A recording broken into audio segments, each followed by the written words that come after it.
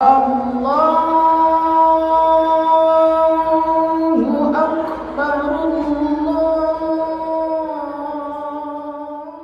Alhamdulillah wa syukru ala ni'amillah wassalatu wassalamu ala rasulillah Sayyidina wa maulana Muhammadin sallallahu alaihi wasallam ibni Abdillah wa ala alihi wa ashabihi wa man tabi'ahu wa wala. La hawla wa la quwwata illa billah. Amma ba'du,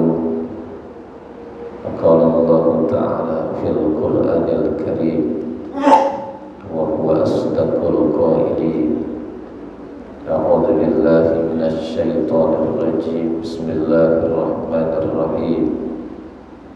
Qul hal yastawil ladzina ya'lamuna wal ladzina la ya'lamun.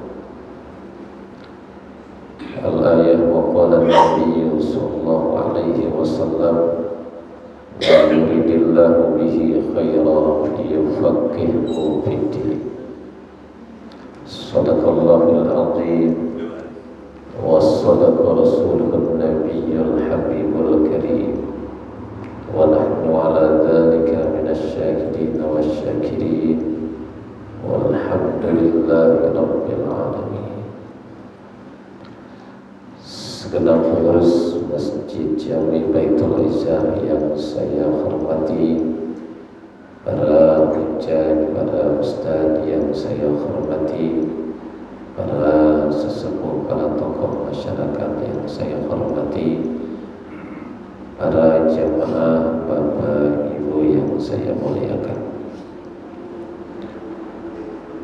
Kita sama-sama memanjatkan puji dan syukur kehadirat Allah Subhanahu wa Ta'ala yang terus-menerus, yang tak henti-henti memberikan berbagai macam nikmat kepada kita sekalian, sehingga alhamdulillah pada pagi ini kita bisa hadir kembali, bertemu kembali, bermuajahah dan bersilaturahim kembali di tempat yang mulia ini guna melaksanakan ibadah kepada Allah Subhanahu wa Ta'ala. Alhamdulillah, baru saja kita bisa melaksanakan sholat subuh berjamaah dan dilanjutkan dengan taklim. Mudah-mudahan semua ibadah yang kita kerjakan diterima oleh Allah Subhanahu wa Ta'ala dan mendapat pahala yang berlipat ganda.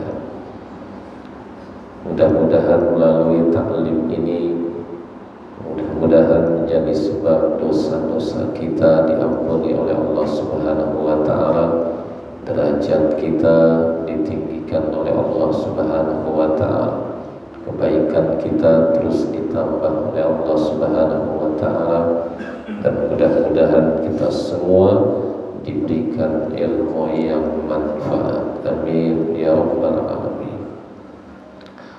Salawat dan salam mudah-mudahan Allah curahkan ke junjungan Nabi besar kita Muhammad sallallahu alaihi wasallam yang telah mengantarkan kita semua dari alam kegelapan ke alam yang terang benderang.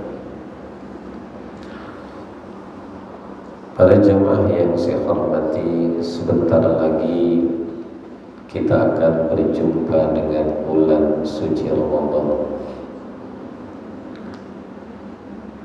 Itu menjadi harapan kita semua dari 2 bulan sebelumnya. Kita terus berdoa memohon kepada Allah, mudah-mudahan Allah berkahi kita semua di bulan Rajab, di bulan Sya'ban, dan mudah-mudahan kita disampaikan oleh Allah ke bulan suci Ramadan. Di bulan suci Ramadan kita semua diwajibkan melaksanakan puasa Ramadan. Satu-satunya puasa wajib adalah puasa Ramadan. Selainnya adalah puasa sunnah. Ada Ada puasa sunnah yang datangnya seminggu sekali, puasa Senin Kamis. Ada puasa yang datangnya sebulan sekali, puasa tengah bulan yang disebut dengan Ayyamul Bid. Ada puasa yang datangnya setahun sekali, ada yang disebut puasa Arafah, ada puasa Tarwiyah, itu hanya di bulan Dzulhijjah, setahun sekali. Ada yang namanya puasa Tasu'a, ada yang namanya puasa Asyura, itu adanya di bulan Muharram, adanya setahun sekali. Dan ada puasa namanya puasa sunnah Syawal, 6 hari di awal bulan Syawal, ini juga adanya setahun sekali. Puasa ini di awal bulan Syawal pahalanya luar biasa. Tanggal 1 Syawal yaitu hari raya Idul Fitri, besok tanggal 2-nya puasa lagi, 2 sampai tanggal 7. Pantesan pahalanya besar, tantangannya besar. Habis lebaran sehari puasa lagi, duitnya masih banyak, makanannya masih banyak, dagingnya masih banyak, tetangganya, keluarganya masih banyak ngumpul. Kayaknya puasa, sayang puasa ya. Jadi kalau kita puasa tanggal 2 Syawal sampai tanggal 7 Syawal, itu pahalanya kata Nabi kana kasiyamid dahri, seperti orang yang puasa setahun. Puasa setahun itu pahalanya luar biasa. Siapa yang kuat puasa setahun?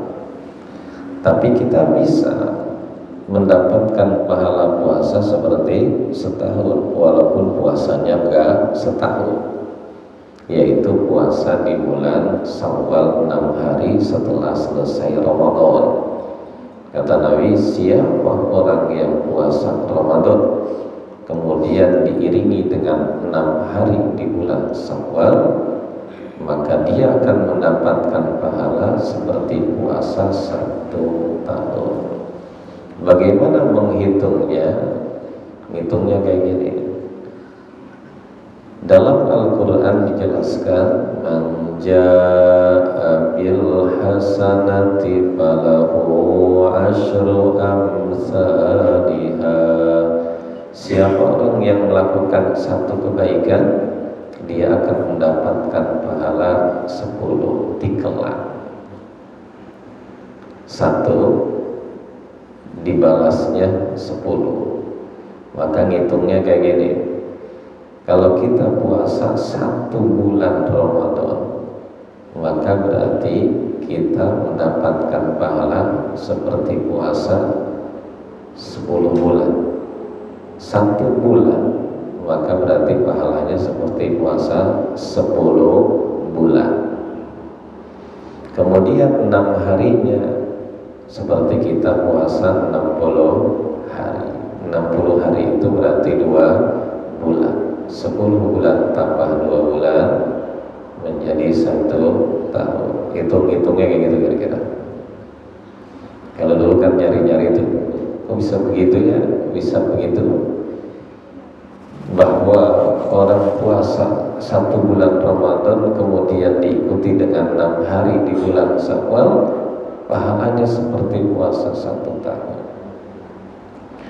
Maka saya pernah dengar cerita, ada di satu daerah yang kalau lebaran itu setelah selesai sholat id besok sepi lagi. Besok sepi lagi besok. Sebab semua pada puasa. Terus sampai 6 hari puasa, udah beres puasa 6 hari, baru lebarannya ramai, katanya di Jawa katanya, tapi saya nggak tahu di tempatnya di daerah mana. Itu kayaknya ikutannya kuat kayaknya, iya ikutannya kuat sehingga masyarakat semua ikut puasa. Di Tangerang juga bisa kayaknya. Para jamaah yang saya hormati, maka agar puasa kita, puasa Ramadan yang akan kita laksanakan menjadi benar, menjadi sah dan diterima oleh Allah Subhanahu wa taala, maka syarat rukunnya mesti dipenuhi. Dan agar puasa kita menjadi sempurna, semua sunnah-sunnah dan adab-adabnya kita lakukan dengan baik. Kita khawatir dengan satu hadis Nabi kita Muhammad sallallahu alaihi wasallam. Ini hadis sering kita dengar.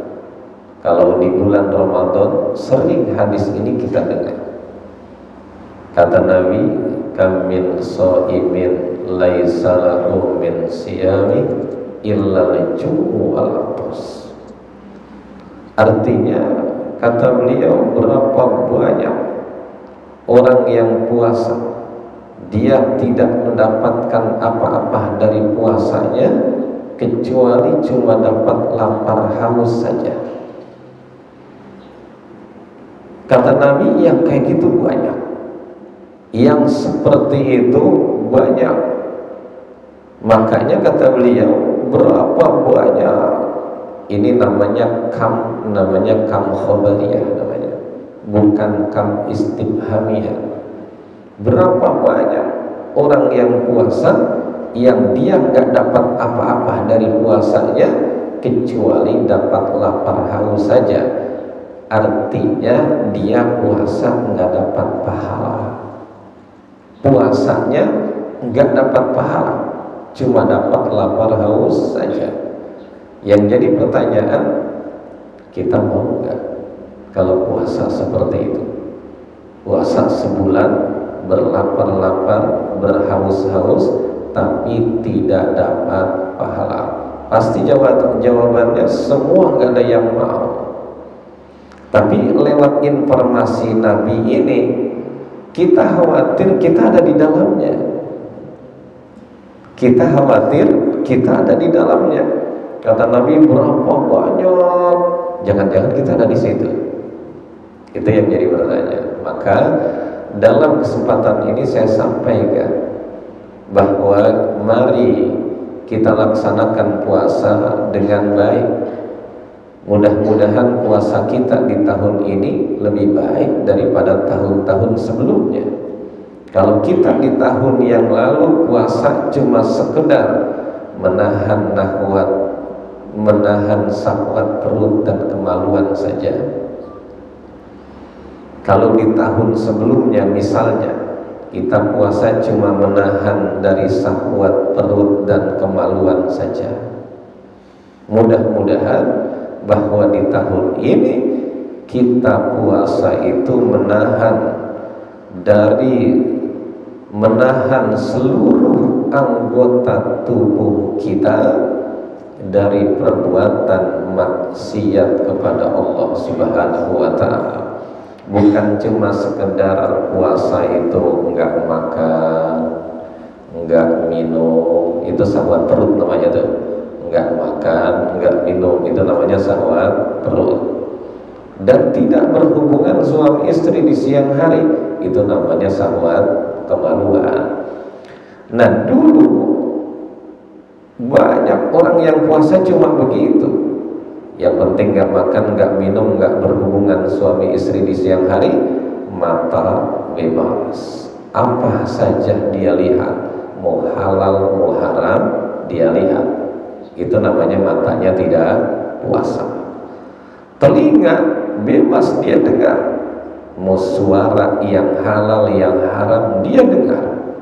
Lisan dia bebas bicara, mau bicara halal, mau bicara haram, jalan terus. Nah, maka ini namanya anggota tubuhnya tidak puasa. Ini yang khawatir nih. Maka kata Imam Ghazali, tamamus shaum bikaffil jawarihi kulliha. Sempurnanya puasa itu adalah dengan menahan seluruh anggota tubuh kita yang berpotensi melakukan perbuatan maksiat kepada Allah Subhanahu wa Ta'ala. Coba mata kita suka maksiat enggak? Gitu kan? Telinga kita suka maksiat atau tidak? Telinga nih, contoh maksiat telinga nih. Kita ngumpul dengan teman kita. Begitu kita ngumpul dengan teman kita nih mulai membuka membicarakan kejelekan orang. Asik nih dia ngomongin jelek orang. Pertanyaannya, itu halal haram? Ya, itu namanya ghibah. Ghibah itu membicarakan kejelekan orang. Itu ghibah, itu maksiat, itu kemungkaran itu. Nah, sekarang kita yang enggak ikut ngomong, cuma ngumpul doang, cuma ngedengerin doang, itu mendengarnya saja haram juga. Mendengarkan orang yang membicarakan kejelekan orang itu pun haram. Itu sudah menjadi kaidah, artinya setiap sesuatu yang haram diucapkan maka haram pula didengarkan. Ya, setiap ucapan yang haram diucapkan maka haram mendengarkannya. Al-qail wal mustami sawa. Orang yang bicara dan yang mendengarkan itu sama-sama dosa, maksudnya sama-sama berdosa. Nah, maka itu contoh daripada bahwa telinga kita juga suka maksiat. Itu maksiat itu namanya. Maka ketika orang itu kalau dia mampu cegah, kata kita nggak boleh. Maksudnya nggak boleh ngomongin kejelekan orang. Kalau dia tidak mampu, nggak berani melarangnya, dia nggak berani mencegahnya, maka dia harus nyingkir dari tempat itu agar dia tidak mendengar. Para jamaah yang saya hormati, berkaitan dengan puasa ini, ada sesuatu yang membatalkan puasa, yang otomatis membatalkan pahalanya.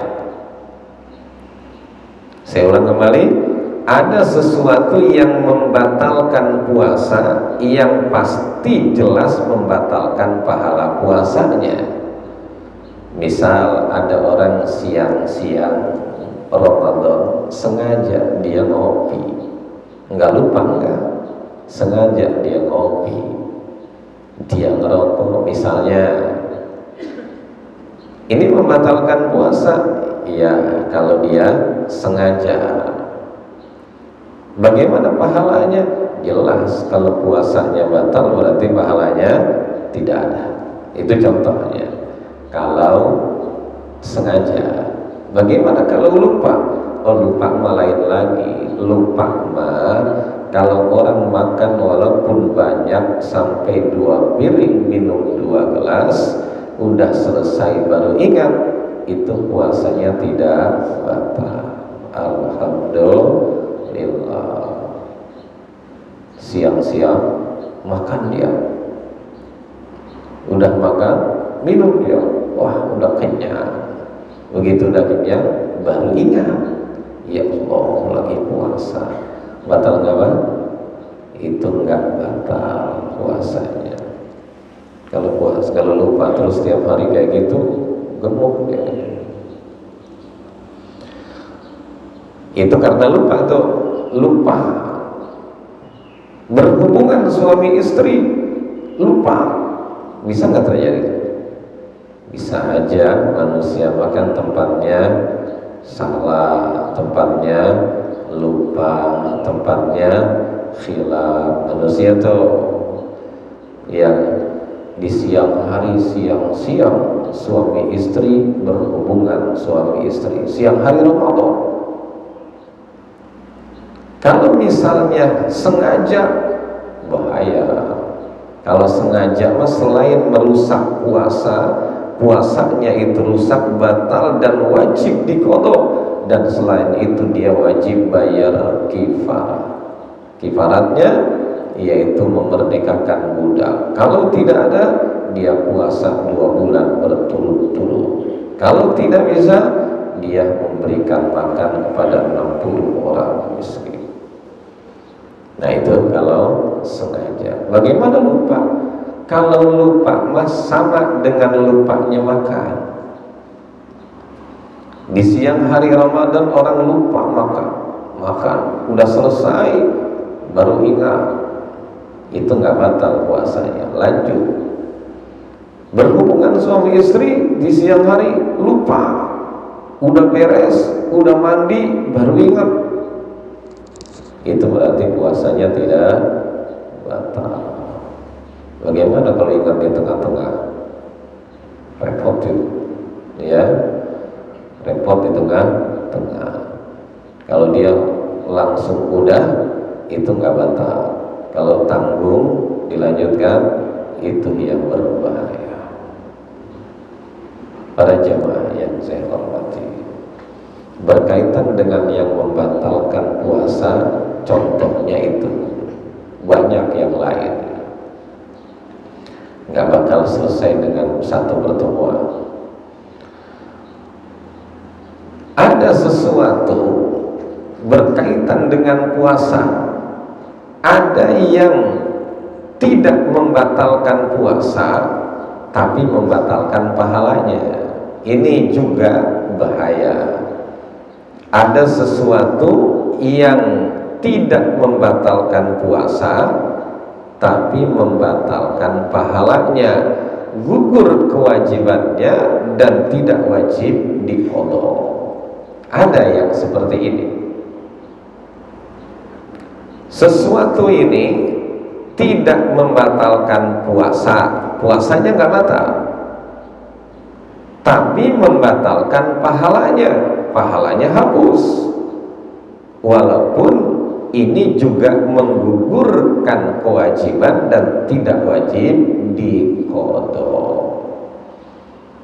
Sesuai dengan hadis Nabi kita Muhammad sallallahu alaihi wasallam, kata Nabi, khamsun yuftirna shaima, ada 5 perkara yang bisa menghapuskan pahala puasa. Ada 5 perkara yang menghapuskan pahala puasa. Puasanya nggak batal, cuma pahalanya hilang. Yang tadi sudah saya sampaikan, banyak orang yang puasa dia nggak dapat pahala, yang dia dapat cuma lapar dan haus saja. Mungkin dia melakukan salah satu daripada yang 5. Khamsun yuftirna shaima, ada 5 perkara yang menghapuskan pahala puasa walaupun puasanya tidak batal. Yang pertama al-kadzibu, pertama berbohong. Berbohong itu apa? Bohong itu ta'rifnya al-kalam bi khilafil waqi'. Bohong itu adalah bicara yang bertentangan dengan buktinya, berbicara yang tidak akur sama buktinya. Ngomongnya pakai gini, buktinya lain, itu namanya berbohong. Maka ketika kita sedang melaksanakan puasa, awas, hati-hati berbohong. Bohong itu memang nggak ngebatalin puasa. Nggak batal puasa tuh dengan sebab berbohong. Dalam kitab fikih juga, sesuatu yang membatalkan puasa tidak ada bohong tuh nggak ada. Tidak ada bohong keterangannya membatalkan puasa, cuma membatalkan pahalanya. Ya, maka ketika kita berpuasa, awas tahan juga berbohong. Ini bohong ini kerjaan apa nih? Kerjaan lisan kan berarti. Nah itu artinya bahwa kita puasa bukan cuma sekedar menahan syahwat perut dan kemaluan, tapi ini lisan jaga. Bohong menghapuskan pahala puasa.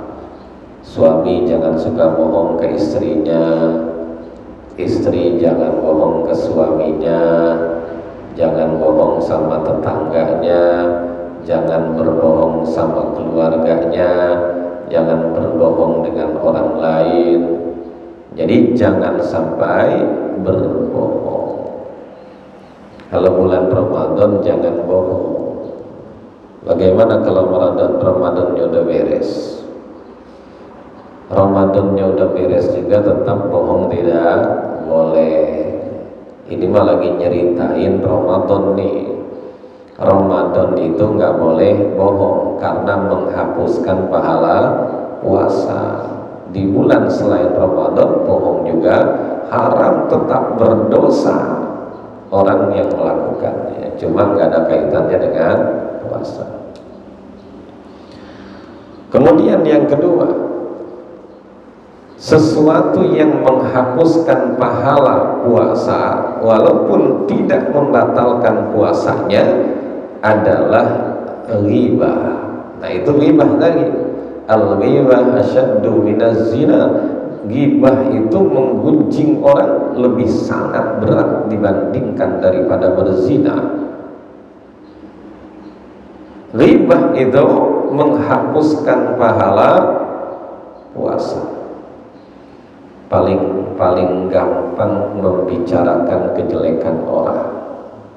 Terkadang orang tuh lagi bicara menjelekkan orang lain, nggak sadar sama dirinya. Ya harusnya ngaca dulu, kita nih bagus tangga nih, kita baik tangga nih. Walaupun kita bagus juga ngomongin orang nggak jadi jelek ya, jadi jelek kan. Ngomongin kejelekan orang. Kalau membicarakan kejelekan orang itu maksudnya membicarakan apanya?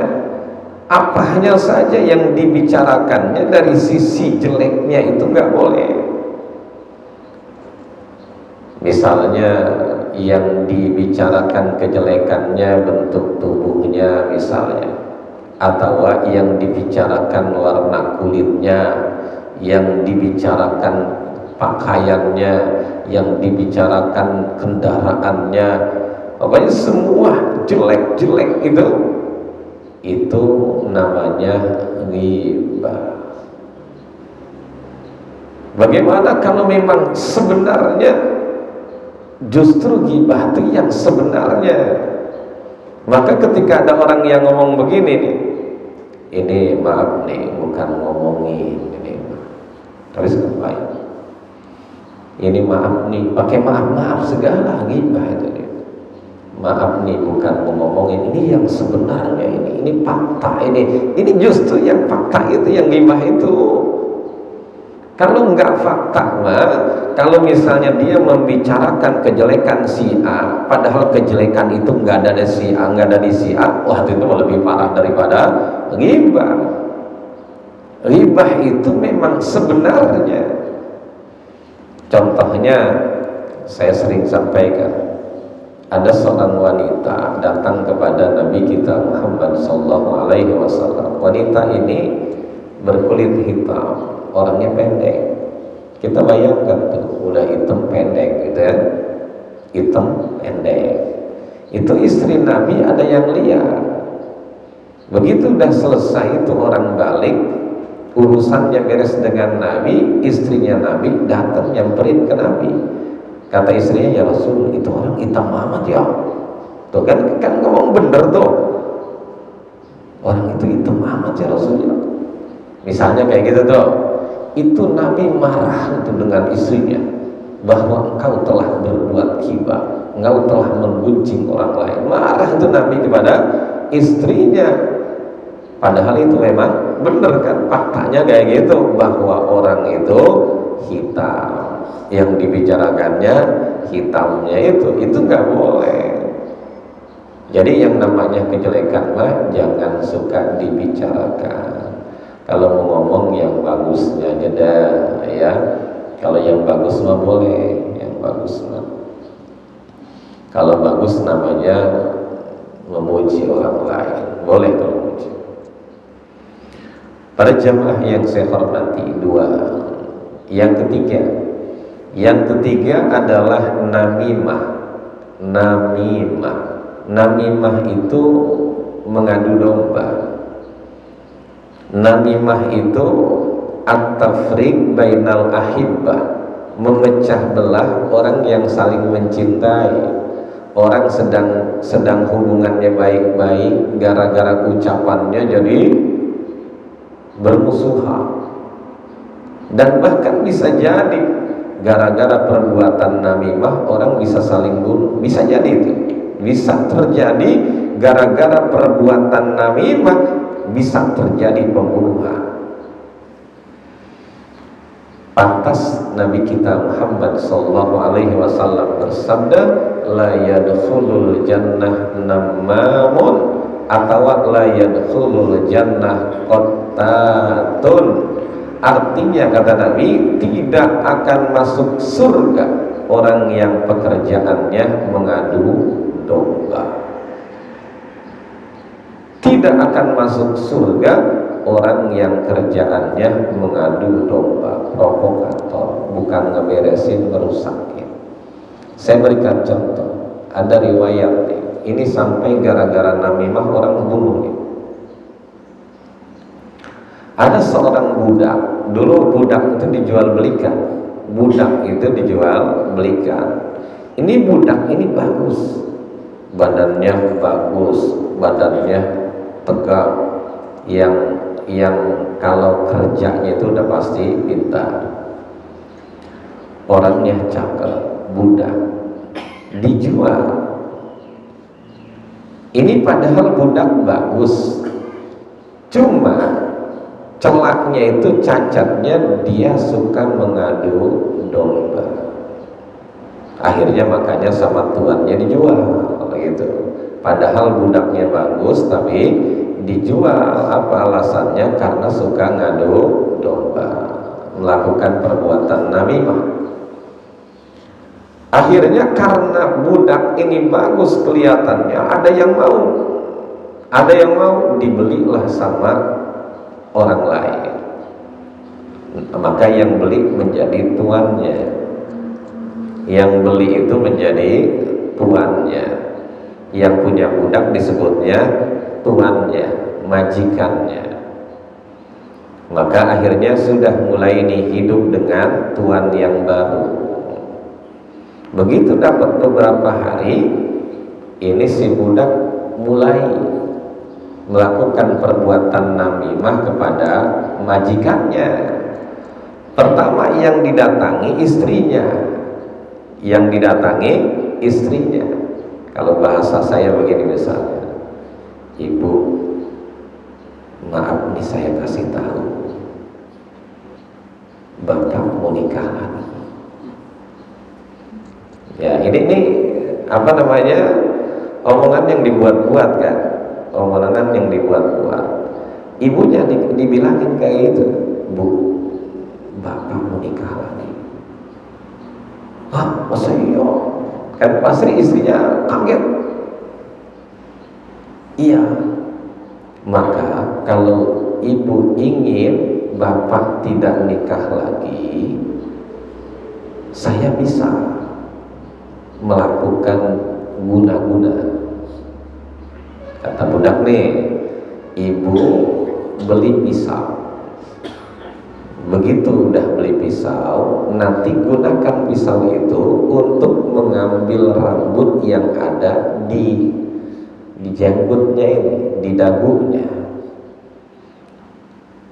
Ibu dengan pisau itu nanti ambil beberapa lembar rambut yang ada di dagunya, di janggutnya ketika suami ibu sedang tidur. Nanti rambutnya saya akan guna-guna, bapak nggak bakal nikah lagi. Itu si ibu itu percaya, si ibu itu langsung percaya. Dia akhirnya beli pisau dan dia bertekad untuk mengambil berapa helai rambut yang ada di jenggotnya, yang ada di janggutnya. Nah sudah tuh, istrinya kemakan tuh, istrinya percaya. Maka akhirnya si budak ini datangin lagi suaminya. Begitu bilang ke suaminya, Pak, bapak jangan tenang-tenang, istrinya bapak mau bunuh bapak, mau bunuh katanya. Ya, istri bapak mau membunuh bapak. Maka bapak hati-hati. Nanti malam kalau bapak nggak percaya, bapak pura-pura tidur, pura-pura tidur. Nanti istri bapak tuh mau bunuh bapak. Suaminya percaya dan tidak percaya. Masa iya, masa iya. Nah sudah sampai kepada waktunya malam hari, suaminya pura-pura tidur. Ketika suaminya pura-pura tidur, istrinya bawa pisau. Istrinya bawa pisau, tujuannya mau apa? Mengambil beberapa helai rambut yang ada di jenggotnya. Akhirnya begitu istrinya mendekati suaminya yang dalam keadaan pura-pura tidur, kata suaminya, iya benar berarti ya, karena dia mendekatinya bawa pisau. Maka begitu sudah dekat ke suaminya, langsung suaminya melek, diambil pisaunya, ditusukkan ke istrinya. Matilah istrinya, ditusuk suaminya. Membunuh kan? Kemudian keluarga istrinya marah karena dibunuh nih si wanita ini. Akhirnya keluarga istrinya marah, membunuh suaminya. Suami istri meninggal dunia akibat perbuatan namimah, mengadu domba. Pantas tidak akan masuk surga orang yang kerjaannya mengadu domba. Harusnya kita berusaha mendamaikan orang lain, bukan orang yang damai biar bermusuhan. Alhamdulillah. Itu yang ketiga. Yang keempat adalah an-nazru bisyahwati. Ketika puasa ada sesuatu yang membatalkan pahala puasa, yaitu yang keempat, memandang dengan syahwat. Memandang dengan syahwat. Itu artinya apa? Mata harus puasa. Bukan cuma perut, bukan cuma kemaluan, nih mata harus puasa. Ketika kita memandang sampai timbul syahwat, baik yang dipandangnya itu adalah wanita yang haram ataupun wanita yang halal sekalipun, itu menghapuskan pahala puasa. Kalau misalnya memandang wanita orang, kita nongkrong di jalan, ada wanita orang lewat cantik, dilihatin aja dari atas sampai ke bawah, sampai timbul syahwat, maka ini menghapuskan pahala puasa. Bagaimana memandang istri? Kita lagi puasa memandang istri. Istri kan wanita halal, wanita istri kita. Kalau kita memandangnya sampai timbul syahwat, sama, itu menghapuskan pahala puasa. Maka ketika kita puasa, hati-hati dengan istri pun, Maksudnya jangan kalau siang nih lagi puasa, jangan main deket-deketan, jangan main tempel-tempelan, jangan main peluk-pelukan, takut timbul syahwat. Nah itu yang khawatir menghapuskan pahala puasa kita. Jangankan ke yang haram, ke yang halal pun sama. Kan kita kalau lagi puasa mah bukan cuma menahan dari yang haram, menahan dari yang halal. Kita lagi di rumah nih, nggak ada orang, lapar amat ini, ya. Di tempat, di lemari makan ada makanan enak, punya kita halal, haus amat ini, ada air minum, dan bahkan airnya dingin, enak ini, mantap kalau diminum. Itu airnya air kita, dan itu hukumnya halal. Pertanyaannya, dimakan apa enggak? Diminum atau tidak? Boleh enggak? Kan enggak boleh, tapi itu kan punya kita, itu halal. Puasa itu namanya. Jadi puasa mah bukan cuma menahan dari sesuatu yang haram, tetapi menahan daripada sesuatu yang halal. Ya, bukan cuma dari sesuatu yang haram, dari sesuatu yang haram pun kita harus tahan karena belum waktunya. Wan nadru bisyahwatin, memandang sampai dengan syahwat.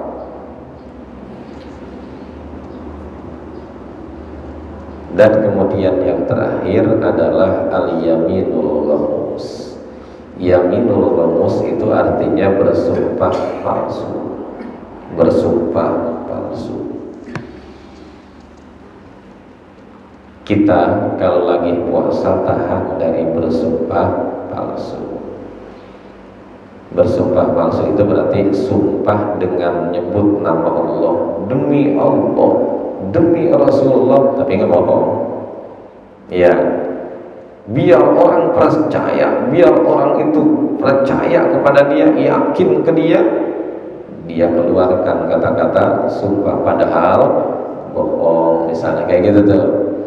Seharusnya walaupun kita dalam posisi yang benar, jangan gampang sumpah. Ini ngomong asal itu demi Allah, jangan, hindari itu. Khawatir nerajang sumpah. Nerajang sumpah itu ada bayar kifaratnya nanti. Ya, kecuali dalam posisi yang kita kalau tidak sumpah bakal bahaya. Kita misalnya dituduh melakukan sesuatu, kalau misalnya kita nggak berani sumpah, kita akan dipenjara, misalkan gitu. Maka silahkan itu bersumpah kalau kita dalam posisi yang benar. Tapi dalam posisi yang benar, kalau dalam keadaan aman, jangan gampang bersumpah. Apalagi sumpahnya pakai sumpah palsu, al-yaminul ghamus. Nah, kalau misalnya dalam keadaan puasa, maka puasa yang kita lakukan tidak akan mendapatkan pahalanya. Saya simpulkan, jadi beberapa hal, 5 perkara yang bisa membatalkan pahala puasa, yaitu pertama berbohong, yang kedua ghibah, membicarakan kejelekan orang, yang ketiga adalah namimah, mengadu domba orang, kemudian yang keempat memandang dengan syahwat, yang kelima adalah bersumpah palsu. Itu saja yang dapat saya sampaikan pada pertemuan ini. Mudah-mudahan apa yang saya sampaikan ada manfaatnya, dan mudah-mudahan kita bisa mengamalkannya, dan mudah-mudahan puasa yang akan kita laksanakan menjadi puasa yang sempurna. Maka kalau kita puasa sampai bisa menahan dari semua itu, insya Allah kita mendapatkan pahala puasa dari Allah Subhanahu wa ta'ala. Mohon maaf apabila ada kesalahan dan kekurangan. Terima kasih atas segala perhatian. Hadanallahu wa iyyakum ajma'in. Wassalamualaikum warahmatullahi wabarakatuh. Ada yang mau ditanyakan? Sebelum saya tutup doa, takut ada yang mau tanya.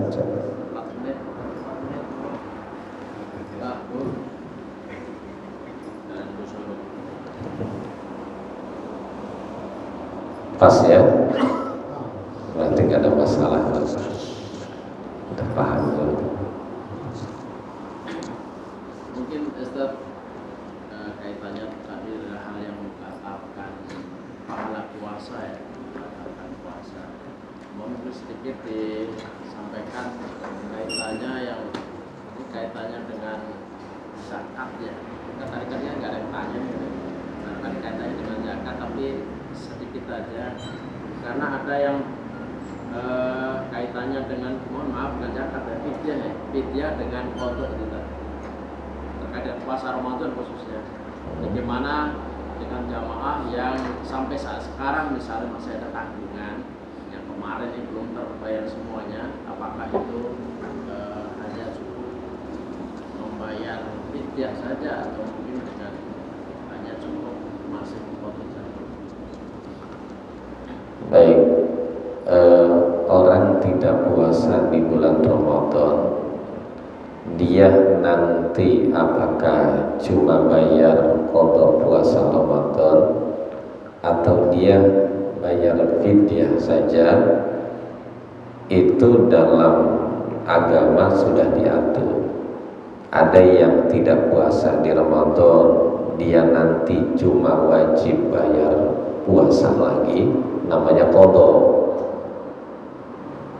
Ada yang begitu, dan nggak bisa diganti dengan bayar fidyah.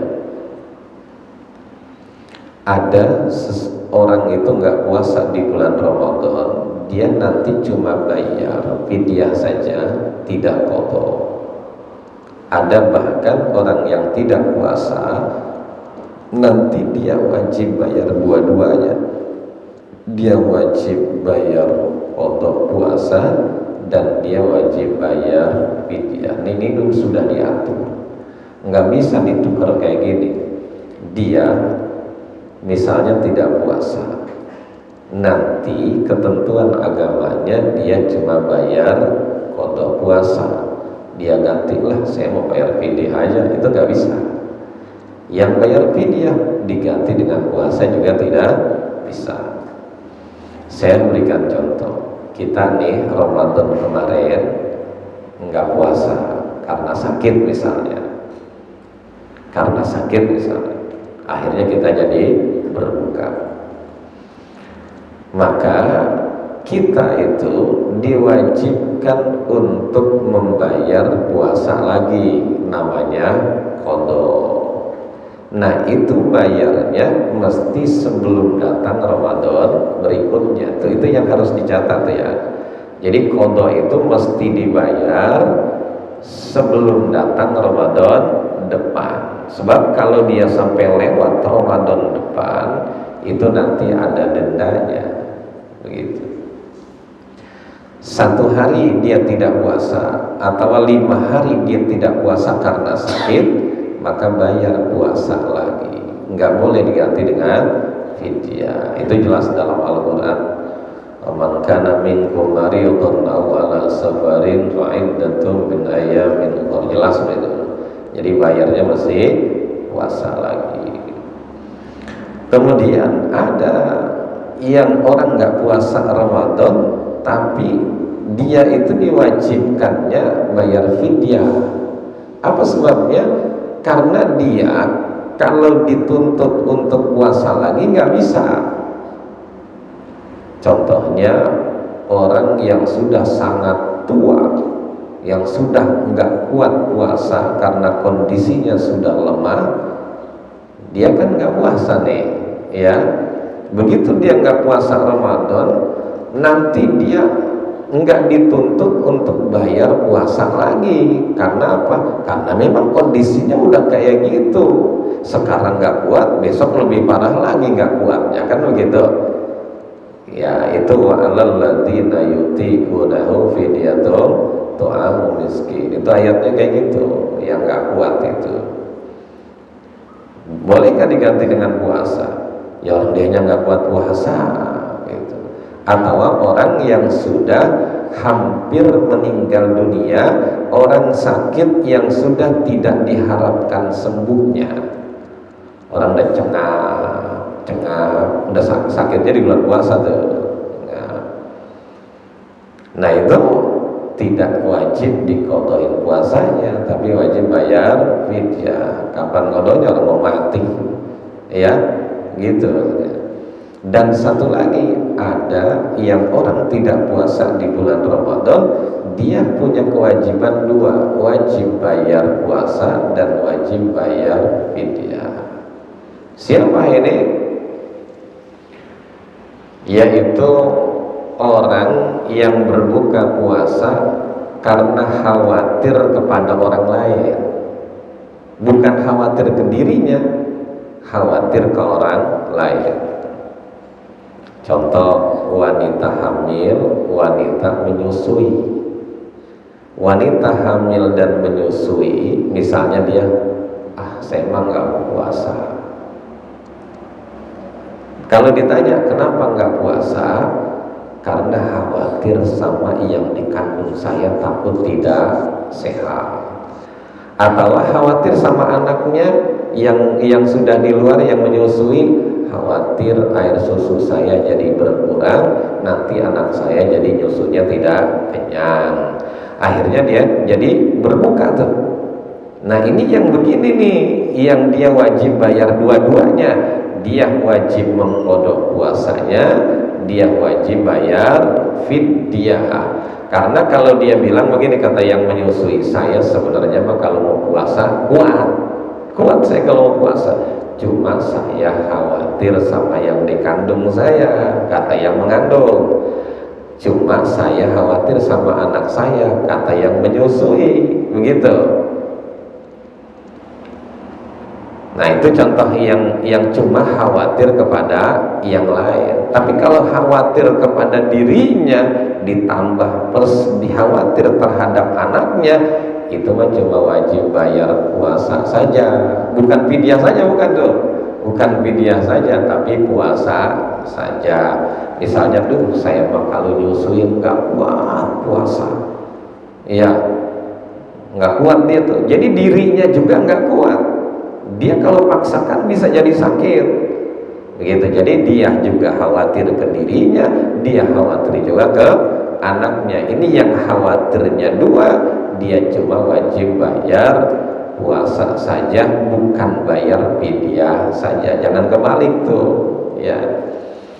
Contoh lain, kita ini lagi puasa laki-laki, begitu lewatnya lewat sungai, ada anak kecil lagi kelep, lagi minta tolong, udah meninggal. Kalau misalnya kita nggak tolongin pasti akan meninggal. Buru-buru kita aja buru menyelamatkan anak itu sampai kita buka puasa. Nah itu namanya kita buka puasa karena khawatir kepada orang lain. Nah ini kita wajib bayarnya dua nih, wajib bayar puasa dan wajib bayar fidyah. Paham ya? Kita tutup dengan doa. Allahumma shalli wa sallim ala sayyidina Muhammadin fil awwalin wal akhirin wa barik wa sallim radhiyallahu ta'ala sadatina ashabi sayyidina wa rasulillahi ajma'in. Bismillahirrahmanirrahim. Alhamdulillahi rabbil alamin. Allahumma shalli ala sayyidina Muhammadin wa ala ali sayyidina Muhammad. Allahumma anfa'na bima 'allamtana wa 'allimna ma yanfa'una wa zidna ilman nafi'an. Allahumma ij'al jam'ana hadza jam'an marhuma wa tafarraqana min ba'dihi tafarraqan ma'suman. Allahumma barik lana fi Sha'ban wa ballighna Ramadan wa hassil maqasidana wa ighfir lana dhunubana. Rabbana atina fid dunya hasanah wa fil akhirati hasanah wa qina adzabannar. Wa sallallahu ala sayyidina Muhammadin wa ala alihi wa sahbihi wasallam. Alhamdulillahirabbil alamin. Assalamualaikum warahmatullahi wabarakatuh. Allah